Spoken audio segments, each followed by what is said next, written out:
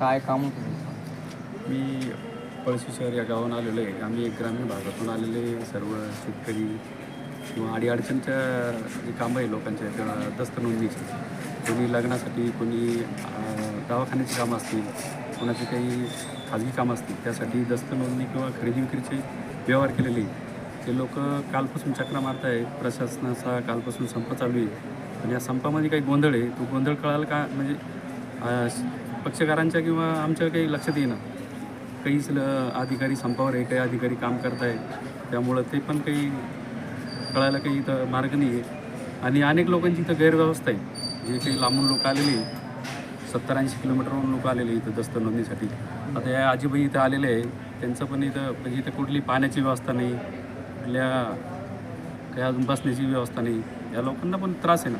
प्रशासनानं विनंती आहे की त्यांनी त्यांचा काय संप असेल तो मागे घेऊन या लोकांची कामं करावं आणि या जे आलेले पक्षकार आहे यांना लवकरात लवकर मोकळं करून द्यावं ही विनंती आहे त्यांना. भाऊ, असा एक आरोप केला जातो का 21 तारखेपासून राज्य सरकारी कर्मचाऱ्यांनी संप पुकारला आहे, परंतु रजिस्ट्री कार्यालयामध्ये आणखी म्हणजे त्या तारखेचे 21 तारखेला संप असताना ही दस्त नोंदणी झाल्याचा आरोप होतो. हो, आम्हाला पण असं तुम्ही जे बोलले बरोबर आहे. आम्हाला पण असं समजलं की इथं 21 तारखेला काही दस्त नोंदणी झालेली आहे.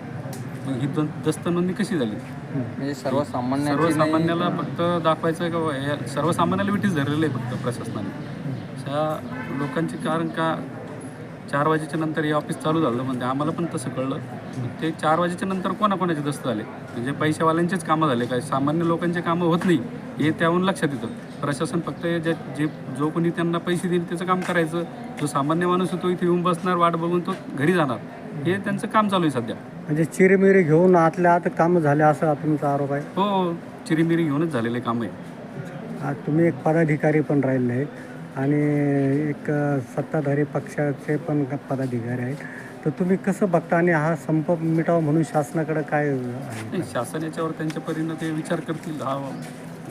ज्यांनी संप पुकारला आहे शासन त्यांच्या मागण्या त्यांच्यापर्यंत जातील. शासन त्याच्यावर निर्णय घेईल. पण ज्यांचा संप नाही आहे त्या लोकांनी कशासाठी म्हणजे काय झालं, ड्रायव्हरनी गाडी किन्नरचा संप आहे आणि ड्रायव्हरनं गाडी उभा करून दिली.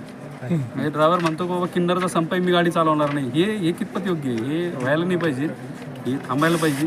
आमची प्रशासनाला तत्काळ विनंती की यांनी तत्काळ हे कर्मचारी दिसत आहे तिथं, पण कोण संपावर आहे कोण नाही ते काही कळायला काम नाही. कोण संपावर आहे, कोण काम करत आहे त्याचा काही इथं कळायला मार्गच नाही ना.